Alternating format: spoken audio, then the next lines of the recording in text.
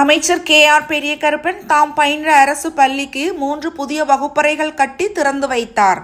சிவகங்கை மாவட்டம் சிங்கம்புணரி அருகே அரளிக்கோட்டையில் தாம் பயின்ற அரசு பள்ளியின் வளர்ச்சிக்காக மேலும் ஒரு முக்கிய பங்களிப்பை கூட்டுறவுத்துறை அமைச்சர் திரு KR பெரியகருப்பன் செய்துள்ளார்.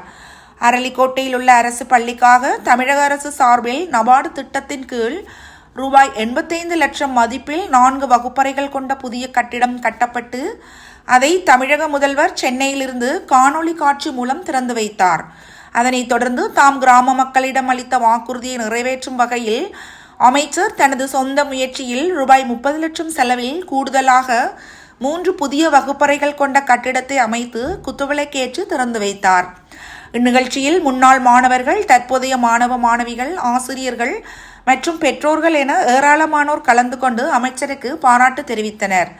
மேலும் பள்ளியில் 10ஆம் வகுப்பு பயிலும் மாணவ மாணவிகளுக்கு தலா ரூபாய் 1000 வழங்கியதுடன் தேர்வில் முதல் 4 இடங்களை பெற்ற மாணவர்களுக்கு சிறப்பு பரிசுகளையும் வழங்கினார். பள்ளிக்கு தேவையான அனைத்து உதவிகளையும் செய்ய தயாராக இருப்பதாகவும் அமைச்சர் தெரிவித்தார். நிகழ்ச்சி முடிவில் முன்னாள் மாணவர்கள் மற்றும் பொதுமக்கள் அமைச்சருடன் இணைந்து புகைப்படம் எடுத்துக்கொண்டனர். தாம் பயின்ற பள்ளிக்கே நேரடியாக பங்களித்து வளர்ச்சி கொண்டு வரும் இந்த செயல் பொதுமக்களிடையே பெரும் வரவேற்பையும் பாராட்டையும் பெற்றுள்ளது. 84 லட்சம் ரூபாய் மதிப்பீட்டில் புதிதாக கட்டி முடிக்கப்பட்டிருக்கின்ற 4 வகுப்பறைகளை மாணவ செல்வங்களின் பயன்பாட்டிற்கு அர்ப்பணிக்கின்ற வகையில் மாண்புமிகு முதலமைச்சர் அவர்கள் காணொலி காட்சி வாயிலாக அதை திறந்து வைத்தார்கள். அதே போல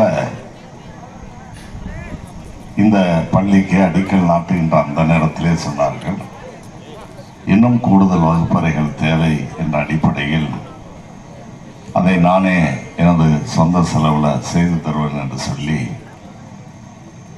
அருகிலேயே 3 வகுப்பறைகளும் கட்டி முடிக்கப்பட்ட, அதுவும் இப்பொழுது ஆசிரியர்கள் மாணவர்களுடைய பயன்பாட்டிற்கு அர்ப்பணிக்கப்படுகின்ற நிகழ்ச்சி நடைபெறுகிறது. நான் பிறந்த இந்த மண்ணில் நான் படித்த பள்ளிக்கு கூடுதலாக 4-7 வகுப்பறைகள் கிடைக்கப்பட்டு அதை மாண்புமிகு முதலமைச்சர் அவர்களுடைய பொற்கரத்தால் திறந்து வைக்கப்பட்டிருக்கின்ற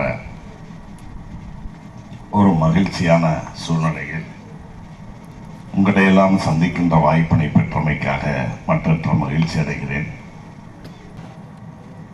நம்முடைய பள்ளியை பொறுத்தவரையில் ஒரு நீண்ட நெடிய வரலாறு படைத்த பள்ளி. கேட்ட நினைவு தெரிந்த வகையில் கேட்டது, நம்ம மாமாமார் அப்பமார்கள்ட்ட கேட்டதில் 68 வருஷம் 70 வருஷன்றாங்க. அத்தகைய ஒரு பழமையான பள்ளியில் பல ஆயிரக்கணக்கானோர் படித்து கல்வியாளர்களாக வெளிவந்த பள்ளி இந்த பள்ளி. அதில் ஒருவனாக நானும் படித்து வெளிவந்தவன் என்பதில் எனக்கு இன்னும் கூடுதல் மகிழ்ச்சி. எந்த ஒரு கட்டிடமாக இருந்தாலும் அல்லது கட்டிடத்திற்கு எப்படி அடித்தளம் வலுவாக இருக்க வேண்டுமோ அதை போல என்னுடைய பள்ளி படிப்பை பொறுத்தவரையில் அடித்தளம் 5ஆம் வகுப்பு வரை இங்கே படித்தேன்னா அதுதான் ஒரு கட்டிடத்தினுடைய அஸ்திவாரம் போன்றது. அந்த அஸ்திவாரத்தை நான் அமைத்து கொண்டது, எனக்கு அமைத்து கொடுத்தது இந்த பள்ளி. ஆகவே நான் மட்டுமல்ல, என்னை போல் பலர் இங்கே வீட்டில் இருக்கக்கூடிய பலரும் எல்லாருமே இந்த ஊரில் படித்த பழைய மாணவக்காரர்கள் தான். ஆகவே அந்த அடிப்படையில் பலர் உருவாகியிருக்கிறாங்க. பலர் படிப்பிலும் அதே போல பலர் தொழில்துறையிலும் உயர்ந்த நிலைக்கு இன்றைக்கு சென்றிருக்கிறார்கள்.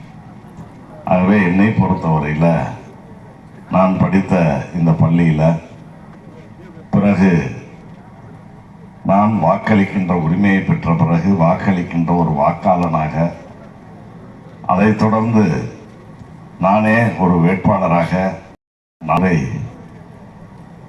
திருப்பத்தூர் சட்டமன்ற தொகுதியில் போட்டியிடுகின்ற நேரங்களில் அதில் ஒரு வேட்பாளராகவும் ஒரு வாக்குச்சாவடி அமைகின்ற அந்த சிறப்புமிக்க அந்த பள்ளி அந்த பள்ளியினுடைய வளர்ச்சியில் எனக்கு தனி அக்கறை உண்டு.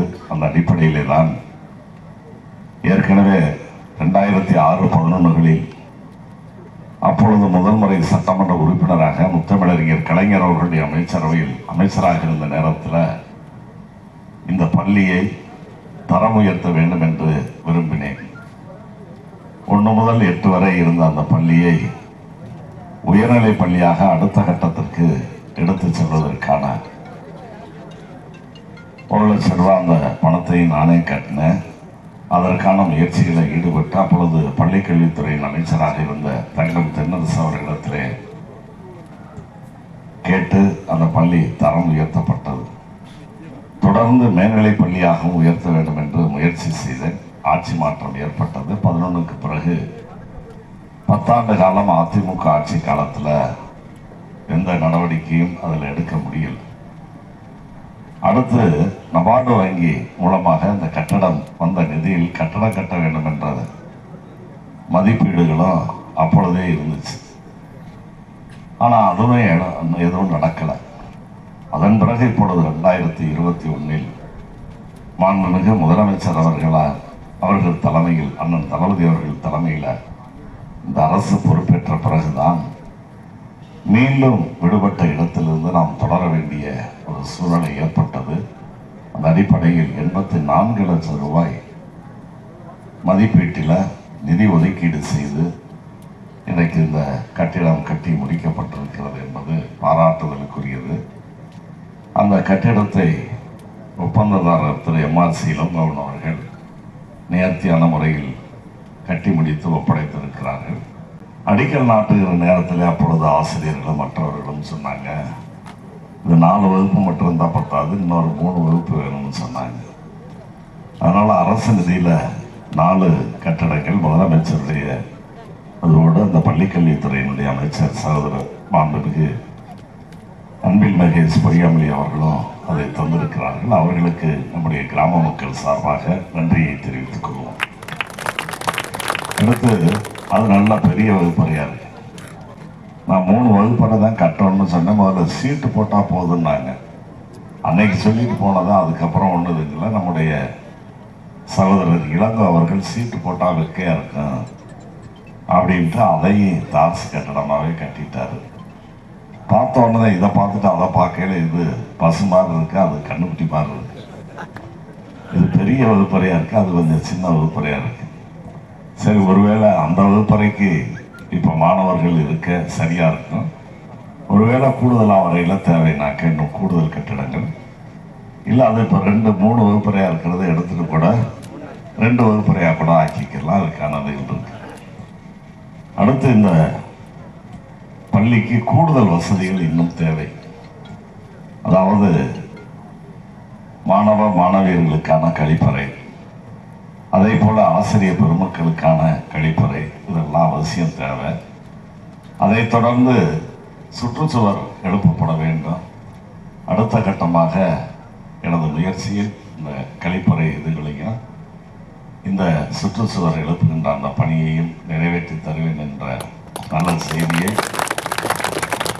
இந்த நேரத்தில் உங்களிடத்தில் நான் பதிவு செய்ய விரும்புகிறேன்.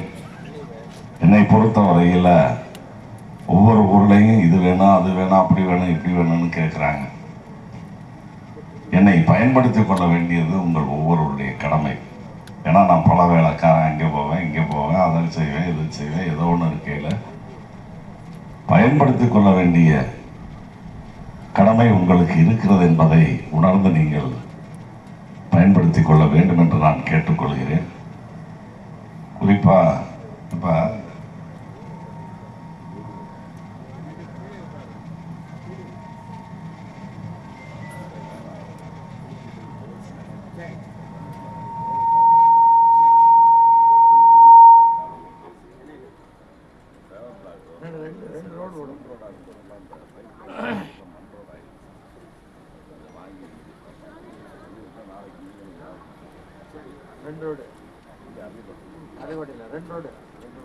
ஏற்கனவே ப்ரொபோசல் போயிருக்குல்ல, பெண்டிங் இருக்கு. அப்பா காளிதாஸ் பள்ளியை பொறுத்தவரையில் நீங்களும் ஒவ்வொருத்தரும் சிந்திச்சு இதை செய்ய அதை செய்ய அப்படின்னு கேட்கணுமே தவிர என்னைய குறை சொல்றதுல அர்த்தமில்லை என்பதை நான் இந்த நேரத்தில் தெரிவித்துக் கொண்டு இந்த நிகழ்ச்சியில் அரளிக்கோட்டைக்கு வந்து சிறப்பித்தமைக்கு அமைச்சர் என்பதையும் கடந்து இந்த ஊருடைய ஒரு குடிமகன் என்ற முறையில் உங்கள் அனைவரையும் வருக வருக என வரவேற்று மகிழ்கிறேன். நன்றி, வணக்கம்.